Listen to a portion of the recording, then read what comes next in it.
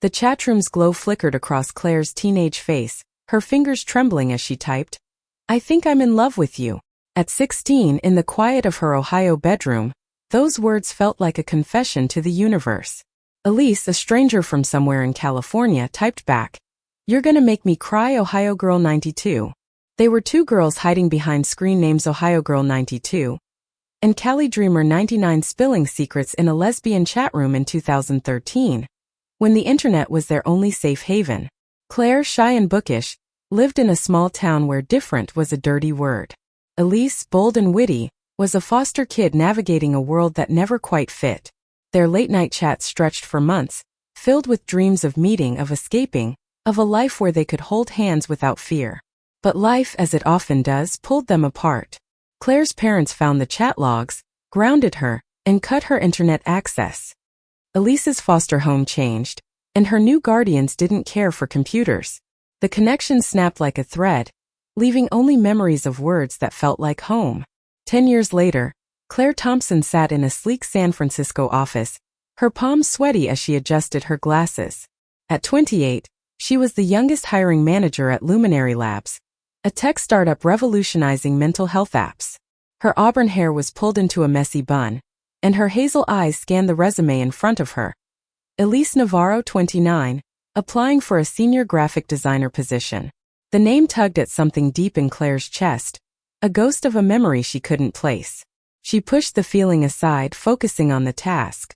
This interview was critical. Luminary Labs needed someone who could translate raw emotion into visuals, someone who understood pain and hope. Claire had no idea the woman about to walk through the door would unravel her carefully ordered world. Elise Navarro stepped into the office and time stuttered. Her short black hair, streaked with silver, framed a face that was both familiar and foreign. Her leather jacket and jeans clashed with the corporate sheen, but her smile, confident, warm, with a hint of mischief, hit Claire like a tidal wave. "Hi, I'm Elise," she said, extending a hand. Her voice carried a faint rasp, the kind that made you lean in closer. Claire shook her hand, her heart hammering. She knew that voice. She knew that smile. But how? The interview began, and Elise's answers were sharp, her portfolio stunning, vibrant designs that screamed resilience and heart. Yet Claire's mind kept drifting, searching for the thread connecting this woman to a past she'd buried. "You've got an impressive background," Claire said, her voice steady despite the storm inside. "Your work feels personal, like you've lived through something real." Elise's eyes softened, and for a moment they weren't in an office. They were two girls again, sharing pieces of themselves through pixelated words. "I've had to claw my way through a lot," Elise replied, her gaze holding Claire's. "Art's how I make sense of it." Claire nodded, scribbling a note to hide the tremor in her hands. She wanted to ask, "Do I know you?" But the question felt too raw, too dangerous. As the interview wrapped up, Elise leaned forward. "This might sound weird, but have we met before?" Claire's breath caught. She wanted to say yes, to confess that Elise's name had haunted her for a decade. But she was the interviewer, the professional. She smiled tightly. "Maybe we crossed paths somewhere. San Francisco's small like that." Elise chuckled, but her eyes lingered, searching. Claire dismissed her politely, promising a follow-up. The door closed and Claire sank into her chair, her heart racing. She opened her laptop, pulled up an old email account, and searched for Cali Dreamer 99. There it was, a thread of messages from 2013, raw and unguarded, ending abruptly. Her fingers hovered over the keyboard, torn between fear and longing. That night, Claire couldn't sleep. She paced her apartment, the San Francisco skyline glittering outside her window. She remembered Elise's laugh from the interview, the way it echoed the late-night giggles they'd shared over chat. She remembered confessing her fears of never fitting in, and Elise promising they'd run away together someday. The memory burned, and Claire wondered if Elise remembered too. She drafted an email, then deleted it. What if Elise didn't care? What if she'd moved on? But the thought of letting her slip away again was unbearable. Across the city, Elise sat in a cramped studio apartment, sketching on her tablet. The interview had rattled her. Claire's hazel eyes, her quiet intensity, it was Ohio Girl 92, she was sure of it. But why hadn't Claire said anything? Elise opened her portfolio, staring at a design she'd never shown anyone. Two silhouettes holding hands under a starry sky, inspired by those teenage chats. She'd carried Claire's memory like a talisman, through foster homes, heartbreaks, and the grind of building a career. Now Claire was real, sitting across from her, and Elise didn't know how to bridge the gap. The next day, Claire made a decision. She called Elise back for a second interview, citing portfolio clarifications. It was a lie and she knew it. She just needed to see her again, to know if the spark was real or just nostalgia. Elise arrived, her confidence tempered with curiosity. "Didn't expect a call back so soon," she said, smirking. Claire blushed, fumbling her words. "Your designs. They stood out. I wanted to discuss one in particular." She pulled up Elise's portfolio on her tablet, pointing to the silhouette piece. "This one feels familiar." Elise's smirk faded, replaced by something raw. "It should," she said softly. "I made it for someone I used to know." Claire's heart stopped. She opened her mouth, but the words wouldn't come. Elise leaned closer, her voice barely a whisper. "Ohio Girl 92. Is that you?" The room spun. Claire nodded, tears pricking her eyes. "Cali Dreamer 99, she whispered back. They stared at each other, a decade of silence collapsing in that moment. But the office door was open, and a colleague passed by, breaking the spell. Claire straightened, her professional mask slipping back into place. "We'll talk more soon," she said, her voice shaking. Elise nodded, her eyes promising she wouldn't let this go. As Elise left, Claire felt the weight of her position. She was Elise's potential boss. Any move she made could ruin everything: her career, Elise's trust, their fragile reunion. But the pull was undeniable. She remembered their teenage promise: "We'll find each other again." And now, against all odds, they had. The San Francisco fog clung to the streets as Claire walked home from Luminary Labs, her mind a tangle of Elise's voice, her smile, her words. "Ohio Girl 92. Is that you?" The question had cracked something open in Claire, a longing she'd buried under years of ambition and caution. She'd spent a decade building a life where she controlled every variable: her job, her apartment, her heart. But Elise was a variable she couldn't predict, and that terrified her as much as it thrilled her. At her apartment, Claire poured a glass of wine and opened her laptop.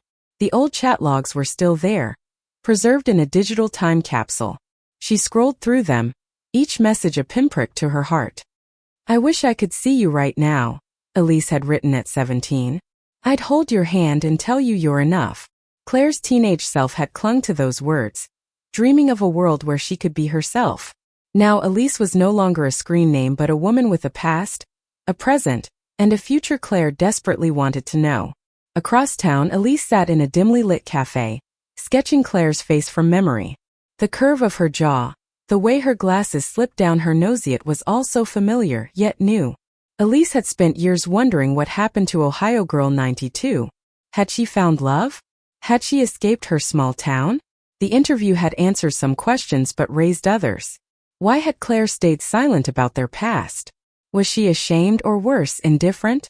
Elise's pencil paused, her heart heavy. She'd survived too much foster care, rejection, the grind of freelancing to let fear stop her now. She needed answers. The next morning, Claire arrived at Luminary Labs early, her stomach in knots. She'd scheduled a team meeting to discuss Elise's application, but it was a pretext. She wanted to see Elise again to test if the spark from yesterday was real. When Elise arrived, her leather jacket swapped for a sleek blazer, Claire's breath caught. Elise looked like she belonged, yet her eyes carried the same fire from their teenage chats. The meeting was a blur. Colleagues praised Elise's portfolio, but Claire barely heard them. She was too busy watching Elise's hands, the way they moved as she spoke, confident yet graceful. After the meeting, Claire asked Elise to stay behind. "I wanted to clarify something," Claire said, her voice unsteady. She closed the office door, her heart pounding. "That silhouette piece. You said it was for someone you knew." Elise's gaze sharpened, and she stepped closer.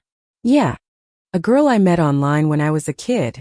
She was everything to me back then." Claire swallowed, her throat tight. What happened to her? Elise's smile was bittersweet. "Life happened. We lost touch. But I never forgot her. Claire wanted to confess everything to tell Elise she'd spent years wondering about her, that she dated others but never felt the same spark. But the weight of her position stopped her. Luminary Labs had strict policies about workplace relationships, and Claire had worked too hard to risk her career. That's beautiful, she said instead, her voice barely above a whisper. Elise tilted her head, studying her. You sure we haven't met, Claire? The question hung in the air, heavy with possibility. Claire's resolve cracked. Maybe we have, she admitted, her eyes locked on Elise's. Before Elise could respond, Claire's colleague knocked, interrupting. Claire, you've got a call with the CEO. Claire nodded, her face burning. Elise grabbed her bag, but not before slipping a note onto Claire's desk. My number, she said with a wink. In case you remember anything. Claire clutched the note like a lifeline as Elise left. She wanted to call her right then to spill everything, but fear held her back. What if this was just nostalgia? What if Elise didn't feel the same? That evening, Elise paced her apartment, her phone in hand. She'd given Claire her number, but would Claire use it? Elise had spent years rebuilding herself after a childhood of instability. She'd learned to trust her instincts, and every instinct screamed that Claire was her Ohio girl 92. But Claire's hesitation worried her. Was she hiding something? Elise opened her laptop, drafting a message she didn't send. If you're her, just tell me.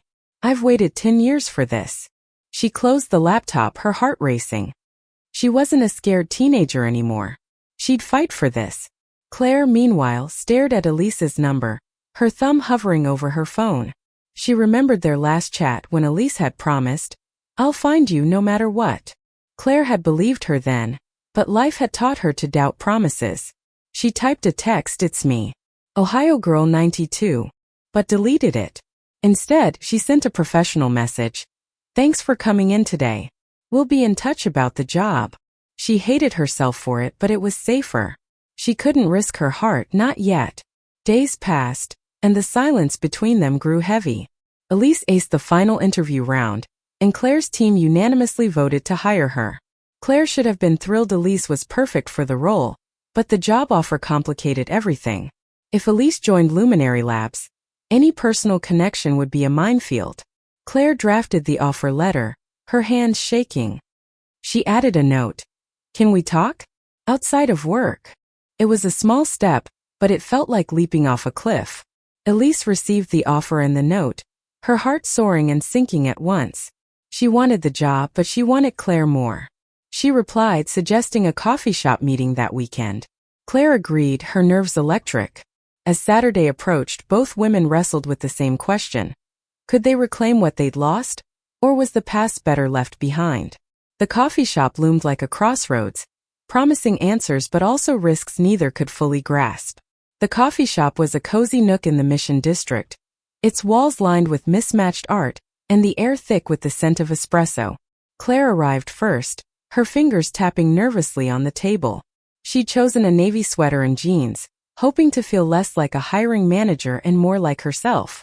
But as she waited for Elise, doubt gnawed at her. What if she'd misread everything? What if Elise didn't want the past dragged up? The bell above the door chimed and Elise walked in, her leather jacket slung over one shoulder, her eyes scanning until they found Claire. The smile that spread across her face was enough to quiet Claire's fears, if only for a moment. You look different outside the office, Elise said, sliding into the chair across from Claire. Her voice was teasing, but her gaze was soft, searching. Claire laughed a little too loudly. Less intimidating, I hope? Elise leaned forward, her elbows on the table. You were never intimidating. Just familiar. The word hung between them, heavy with meaning. Claire sipped her coffee, her heart racing. She wanted to ask about the past, about Cali Dreamer 99, but the words felt stuck. Instead, she said, Congrats on the job offer. You earned it. Elise's smile faltered. Thanks, but I didn't come here to talk about work. She reached into her bag, pulling out a small sketchbook. I brought something to show you. She flipped it open to a drawing of two silhouettes under a starry sky. The same piece from her portfolio. This was for you, she said quietly. Back when we were kids. I used to imagine us meeting like this, in some city far from everything. Claire's breath hitched. She reached out, her fingers brushing the page. Elise. I'm Ohio Girl 92. I should have said it sooner. The confession broke the dam. Elise's eyes widened, then softened, tears glistening. I knew it, she whispered. I knew it the second I saw you. They sat in silence, the weight of a decade lifting and settling all at once. Claire spoke first, her voice trembling. I never forgot you. I wanted to reach out, but I was scared. My parents. They made me feel like what we had was wrong. Elise reached across the table, her hand covering Claire's. It was never wrong. It was the realest thing I'd ever felt. The touch sent a jolt through Claire, warm and electric. She wanted to hold on forever. But the coffee shop's bustle reminded her of the world outside. Elise, you're starting at Luminary Labs next week. I'm your boss. It's complicated. Elise's grip tightened. I don't care about complicated. I've waited 10 years to find you again. I'm not letting a job stop us. Claire's heart soared, but fear crept in. She'd seen colleagues fired for less. I want this, she said, her voice barely audible. But we have to be careful. They spent hours talking, piecing together the years they'd lost. Elise shared stories of foster homes, of finding solace in art, of coming out in a world that wasn't always kind. Claire spoke of her small-town shame, her move to San Francisco, her climb up the corporate ladder. They laughed over old chat room memories, silly jokes, shared playlists, promises of a future they were too young to understand. As the sun set, Elise walked Claire to her car. Can I see you again? Elise asked, her voice vulnerable. Claire nodded, her heart full. Yes. But we need to figure out how to do this right. The next week, Elise started at Luminary Labs, and the tension was palpable.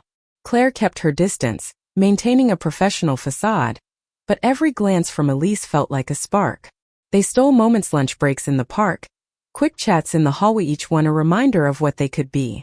But the office was a pressure cooker. Rumors swirled about Claire's favoritism, and her boss, a no-nonsense woman named Karen, called her in for a meeting. You're doing great work, Claire, Karen said, her tone sharp. But I've heard whispers about you and the new designer. Keep it professional or we'll have a problem. Claire's stomach dropped. She nodded, promising to stay focused, but the warning felt like a cage. She texted Elise that night. We need to talk. Somewhere private. They met at a quiet park, the city skyline glowing in the distance. Claire paced, her nerves frayed. Karen knows something's up. If we're not careful, I could lose my job. You could too. Elise's jaw tightened. So we hide? Like we're kids again, sneaking around. Claire's eyes filled with tears.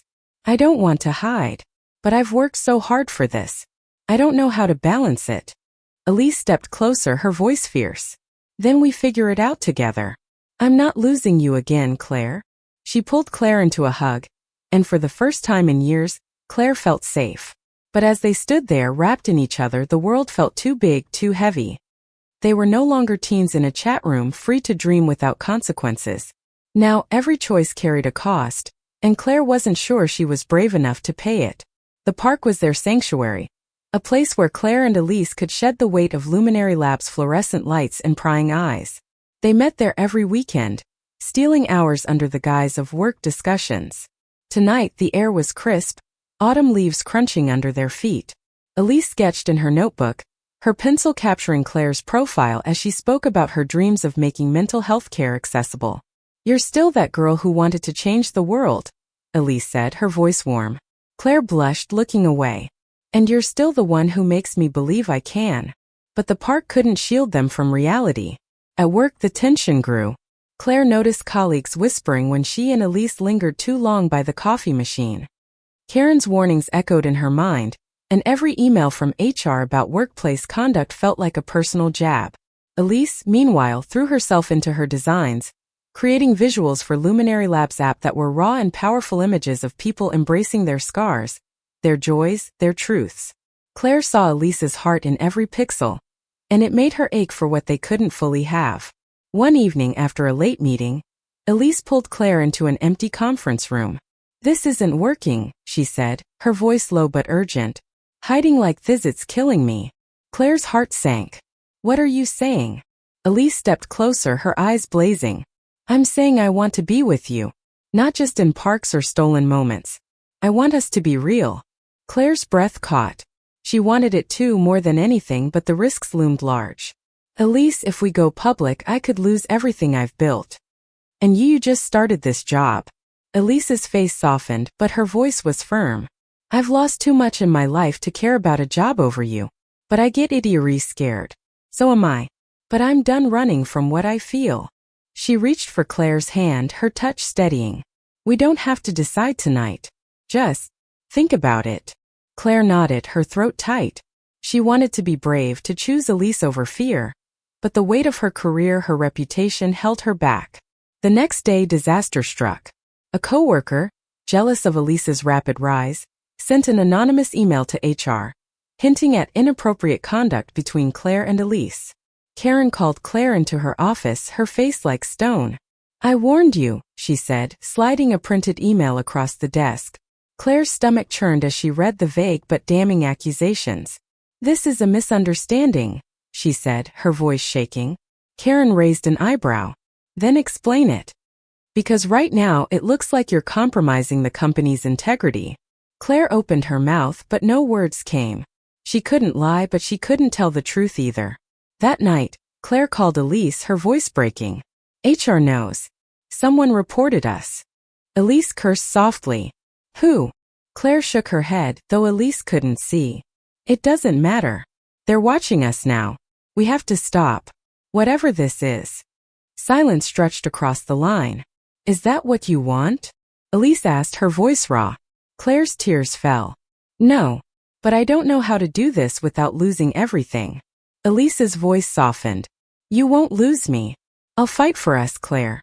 But you have to decide if you will too. The next week was torture. Claire avoided Elise at work, her heart breaking with every dodged glance. Elise's designs grew darker, reflecting the pain she couldn't voice. Claire buried herself in work, hoping to prove her professionalism, but the office felt like a prison. She missed Elise's laugh, her touch, the way she made the world feel bigger. One night, unable to sleep, Claire opened the old chat logs again. You're my safe place, she'd written at 16. Elise had replied, always will be. The words hit like a punch. Claire realized she wasn't just risking her job, she was risking the one person who'd ever truly seen her. She texted Elise.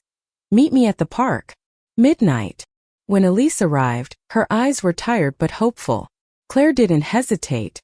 She stepped forward, cupping Elise's face, and kissed her. It was their first kiss, soft and desperate, a decade in the making. When they pulled apart, Claire was crying. I'm scared, she admitted. But I'm more scared of losing you again. Elise smiled, tears in her eyes. Then we'll figure it out. Together. They spent the night planning. Elise suggested transferring to another team to avoid direct supervision, but Claire had a bolder idea. I'm going to talk to Karen, she said. I'll tell her the truth. If they fire me, so be it. Elise grabbed her hand. You don't have to do this alone. Claire shook her head. I do. For me. For us. As dawn broke, they walked back to the city, hand in hand, ready to face whatever came next. The future was uncertain, but for the first time, Claire felt free. Claire stood outside Karen's office, her heart pounding like a drum. She'd spent the weekend preparing, rehearsing her words, but nothing felt adequate. She was about to risk her career for love, a choice that would have terrified her teenage self. But as she thought of Elise, of their midnight kiss in the park, she knew it was worth it. She knocked and Karen's voice called, Come in. Claire stepped inside, her chin high, ready to fight for her truth. Karen, I need to be honest, Claire began, her voice steady despite her nerves. She explained everything, not the chat room details, but her feelings for Elise, their history, their connection. I didn't plan this, she said. But I won't hide who I am or who I love. If that means I can't stay at Luminary Labs, I understand. Karen leaned back, her expression unreadable. You're one of our best, Claire. But you know our policies. This could be seen as a conflict of interest. Claire nodded, bracing for the worst. I've asked Elise to move to another team. We want to do this right. Karen studied her for a long moment. I'll need to discuss this with HR, she said finally. But your honesty matters. We'll find a way to make this work. Claire left the office, her legs shaky but her heart lighter. She'd taken a stand, and whatever happened, she'd done it for herself. She texted Elise. I told her. Now we wait. Elise replied instantly. I'm proud of you. No matter what, I'm here. The next day HR called a meeting. Claire and Elise sat side by side, their hands clasped under the table. The HR manager, a kind-eyed woman named Priya, outlined a solution. Elise would transfer to a different department, reporting to a new supervisor. There'd be oversight to ensure fairness, but neither would lose their job. Claire exhaled, relief flooding her. Elise squeezed her hand, her smile radiant. We did it, she whispered. Claire nodded, tears in her eyes. They'd faced the fire and come out stronger. Life settled into a new rhythm. Elise thrived in her new role, her design shaping Luminary Labs app into something that touched lives. Claire grew bolder, her leadership sharper now that she wasn't hiding. Outside work, they built a life together: quiet dinners, late-night walks, visits to the park where they'd kissed. They talked about the future, about dreams they once typed into a chat room. Claire admitted she'd always wanted to start her own nonprofit, helping queer teens find community. Elise grinned, sketching a logo on a napkin. Let's do it, she said. Together. One evening a year later, they stood in the same park, the city skyline glowing under a pink sunset. Elise pulled out her sketchbook, now filled with drawings of their life: coffee dates, stolen glances, moments of joy. I made something for you, she said, flipping to a new page. It was a design of two women holding hands, their silhouettes framed by a heart. This is us, Elise said, her voice thick with emotion. Not just who we were, but who we are now. Claire's eyes filled with tears. She kissed Elise, the world fading away. I love you, she whispered, the words as true now as they'd been at 16. Their story wasn't perfect. There were still whispers at work, moments of doubt, and the weight of a world that didn't always understand. But they faced it together, rooted in a love that had survived a decade of silence. They'd met in a chat room as teens, lost touch, and found each other again when the universe gave them a second chance. Now they were writing a new chapter, one of courage, truth, and the kind of love that changes everything. As they walked home hand in hand, Claire thought of the girls they'd been, typing their hearts out in the dark. She imagined telling them, you'll find each other again, and it'll be worth every moment. The city hummed around them, alive with possibility. They weren't just Ohio Girl 92 and Cali Dreamer 99 anymore. They were Claire and Elise, and their love was a story the world couldn't ignore. Thank you for listening. Like and subscribe to get notifications about next videos.